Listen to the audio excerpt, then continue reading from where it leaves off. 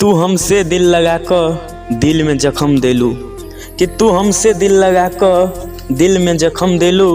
झूठों के वादा तू कसम खैलू कि तू हमसे दिल लगा कर दिल में जख्म देलू। झूठों के वादा तू कसम खैलू। तू ही कहत रहलू कि जान हमें कबो छोड़ब ना, कि तू ही कहत रहलू कि जान हमें कबो छोड़ब ना।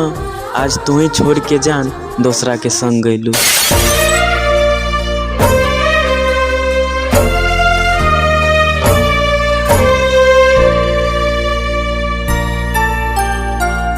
मिले खातिर दिल हो, मिले खातिर दिल बेकरार काहे होला। प्यार में लोगवा